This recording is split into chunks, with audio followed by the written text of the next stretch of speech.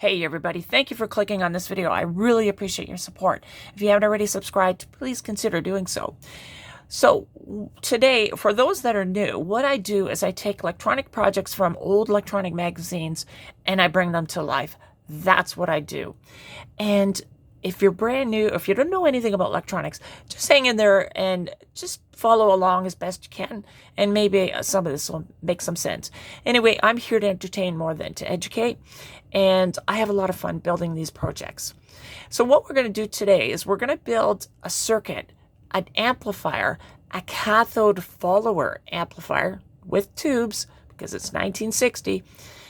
And we're going to bring it to life. That's what we're going to do. And you can see the cover page from the magazine right here. So let's get into the actual article itself and we'll describe it a little bit better. Okay, so let's get into the actual article itself. Page 47 is where it starts and it ends at page 49. Not a lot to go by, but I think we can make it work. So I'm showing you the author's version of it. You can see here we've got two tubes. Now, they suggested or they wanted to build a separate power supply, but I'm just going to include everything on the one chassis. So I'll have the two tubes plus the rectifier tube, so that's three. Yeah, so again, this is a cathode follower type amplifier. And if you don't know, cathode followers usually have not very much gain, if any at all. And not only that, but the benefit to them is they have a high input impedance and usually can be used for something like an interstage type of a impedance matching type thing in an amplifier. They've got uses, but we're going to use this as an amplifier. So the schematic is here. So let me show you the schematic.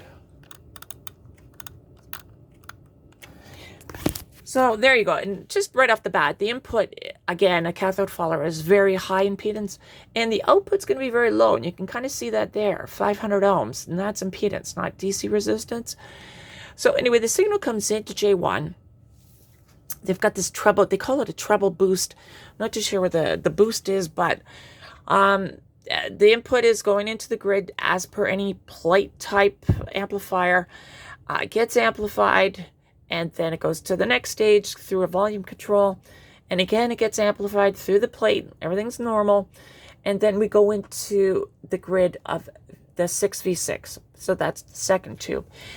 Now, you'll notice that the plate doesn't go to a transformer or anything. Usually that's where, you'd connect it to a transformer so you can match the speaker impedance. But this one doesn't. And in fact, you've got the output going right from the cathode. And you can see that this R9 is a bias. And then we have our output transformer. So in this case, it's 500 ohms, which is pretty low. And that, of course, will go into an 8 ohm load. And then these are the heaters, right, for these two tubes. So that's a bit unusual. In fact, try to get a low impedance audio transformer on the primary stage. It's actually kind of hard, but we'll talk about that a little bit better or later. And the power supply is typical. We're going to use a 5Y3 and choke capacitors. And again, they wanted to have a separate power supply from the actual unit itself, but I'm going to put everything in one box. So that's the gist of the circuit. Now, let's gather the parts up. As you can see, here's the parts. And let's see what we have. And that'll decide whether I'll build it or not. Okay, great news. I've got all the parts. I can't believe it. I got this old transformer from an old radio, I presume. And it's got 600 volts AC output center tap. Project requires 650. And close enough. And it's got a 6.3 volt filament winding on that. Now, this one doesn't have a 5 volt winding. So I've got another transformer here, and as you can see, it's old and rusty. I think I got that from an organ, pretty sure. And so anyway, that'll supply the rectifier filament, and there's a 10 Henry choke. So yes, I had to buy that. In fact, I bought it for another project, an amplifier that I was going to build, but I didn't. So you could say I did spend some money on that. It was probably about 45 bucks. And the best part is the output transformer. So on this schematic, if you noticed on the actual cathode of the last tube, the 6v6, it required 500 ohm impedance to 8 ohms. If you look around for that type of transformer, you're not going to find a lot of them. And in fact, DigiKey had one on from Hammond, but it was like $260. Now, it was a heck of a lot bigger than this one. It was something like this, maybe bigger. But if I didn't have this, I would have just not built this project. What's the point, right? But I looked in my parts bins, and I've got a section here that says audio transformers, and I had it. And the thing looks new. I can't believe it. So I'm really happy about that. I think I got it from an organ. I'm telling you, these organs are chock-a-block full of good stuff. Anyway, I've got the tubes and tube sockets and all the other components. So I also have a case here. Now, as you can see, this one's got lots of holes. It was used for another project. What I'm going to do, in fact, I've already done it, is there was a bottom plate here. Well, I put the bottom plate at the top, so it's pretty much a blank slate at this point. So I'll be drilling everything out from the top, going downwards, and putting all the components in. So yeah, I'm going to build it. I've got all the parts. Why not? I'm going to build it. All right, I'll bring you back in once I get some of the components on the chassis. Okay, so I think this is the configuration we're going to use. Got the power switch, the lamp, and the potentiometer there on the front plate. 2 transformers, choke, that's the rectifier tube, that's the 6SN7, and that's the 6v6 tube there. And an audio output transformer with a terminal strip. That should do it. Probably a fuse in the back or something like that too. Anyway, I'll bring you back in when I start getting some holes in this thing. Okay, so I've completed all of the cuts, and I used a punch. So I actually have a punch set so I can actually get those holes for the tubes. And gosh darn it, yeah. So I made 2 power transformers. This is the choke, and that's the audio speaker. And of course, we've got the 3 tubes here, 1 for the rectifier and 2 for the amp. And there's our output leads. And I've got a nice jewel type lamp there, and the power switch fuse. And the AC is actually on the left-hand side there. Anyway, I think the next step is to actually wire up the bottom, right, underneath, to get this thing working. So let me start that process, and I'll bring you back in. Okay, so good news. Look I've got all of the AC stuff done. So the AC comes in one of those computer type sockets, and I had one that actually had a pre-built choke, safety caps, all that kind of stuff. So I just decided to use it. Why not, right? So I take the live and the neutral from that, and I've got it on this terminal strip. The ground is also connected to ground. Plus, I've got an external ground here too, just to be on the safe side.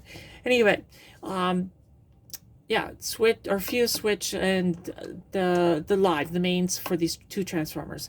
So let me turn it on.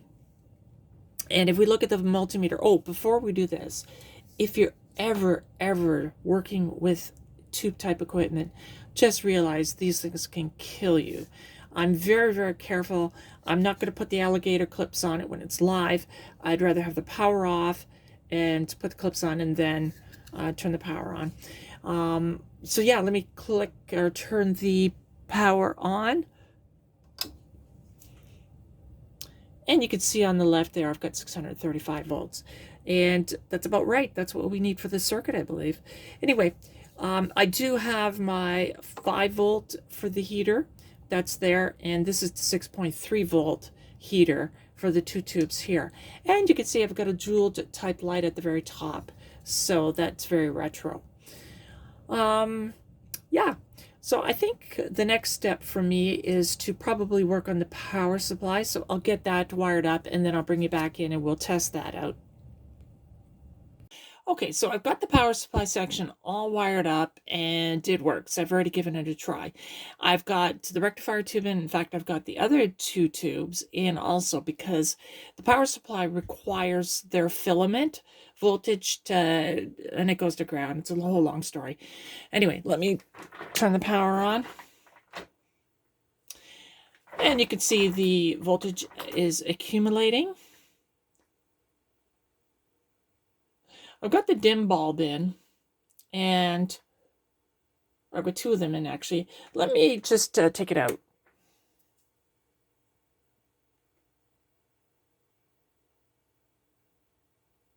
Okay, so yeah, it looks like I've got about 377 around there volts. I think that's going to be good. And yeah, so what else can I say? Other than I know the wiring doesn't look great. I'm not an expert when it comes to wiring. I've seen some tube amplifier makers, and it's beautiful. However, I just don't have that skill. However, it seems to be working, at least the power supply portion. We'll see how the actual amplifier section works too. That'll be the true test, right? We don't want any interference, especially from the filaments and filament windings. Okay, so let me work on the amplifier part now, and I will bring you back in. Okay, just a quick interjection. I'm using a foil type cap, and I need to find out what side is the foil side, which will be the negative or closest to ground. So I'm using a Mr. Carlson foil side detector project, and it's on Patreon on his webpage or YouTube channel. And anyway, I need to find out what's the ground. So by doing this, touching it, of course, the side that has the least amount of LEDs is the foil side. So you can see there's 5 there, 4 there, 5 there, 2 there. Okay, so it's the right-hand side of that cap. That'll be the foil side. Anyway, just wanted to let you know that. Okay, so I've got everything wired up now. And I've double checked it. In fact, I triple checked all the wiring. So I'm hoping that I'm going to be okay. So it doesn't look great. I get it. I know. Don't leave a comment saying it looks like crap, because I think I already know. However, if it does work, I'll be happy. So I think I'm at the point where I can actually try to turn it on and see what happens. So let me get that set up and I'll bring you back in. Okay, so there's the amplifier, the top side. As you can see, it's done. And this actually looks okay. I still have to label it, and I just discovered that the potentiometer is backwards. Go figure. Every time I wire that damn thing up, it's always reverse of what it should be. I can't get it. Anyway, what I wanted to do is, you can actually see the filament glow actually right there on the side of the tube there, and that one there. So it works. I've already tried it. So let me just give you a signal.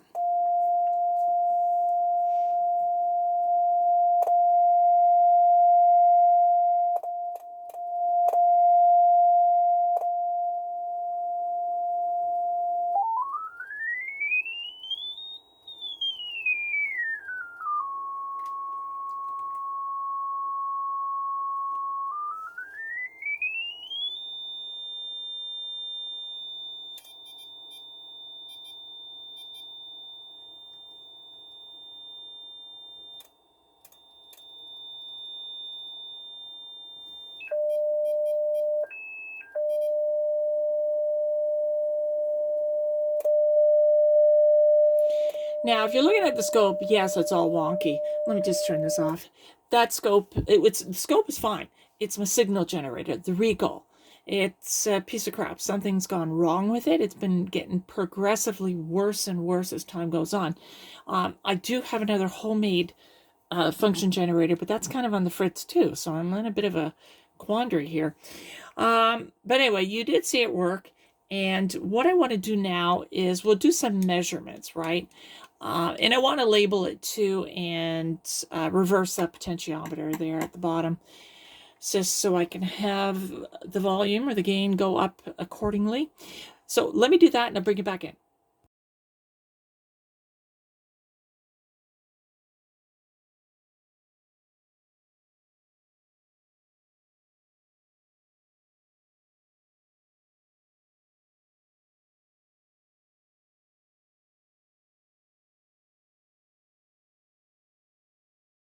Okay, so this will be the last of the video.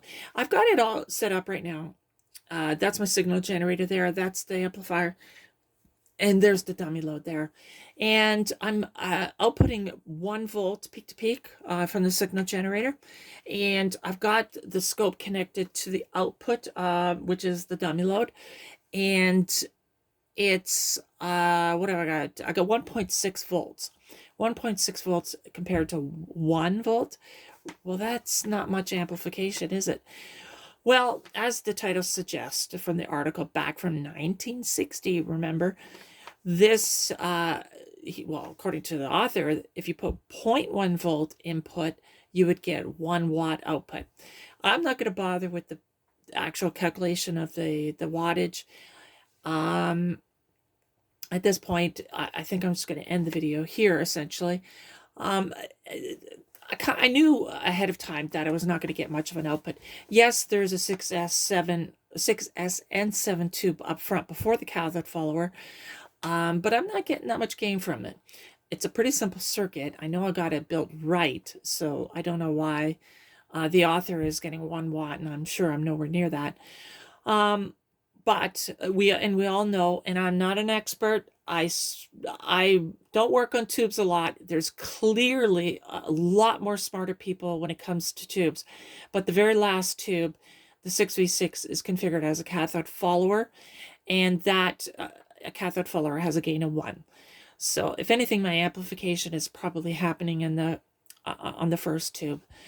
Yeah, I mean, I just wanted to really build this tube amplifier, if you want to call it that, kind of just for fun, right? I mean, sure, I got some content out of it, but it's been a little while since I built a tube amplifier, so I figured, you know what, this one was probably appropriate. I had all the parts too, right? So I didn't have to buy anything. Yeah, so I don't know what else to say. I mean, I can, I guess the one good thing with this tube amplifier is you can really push it to the limit.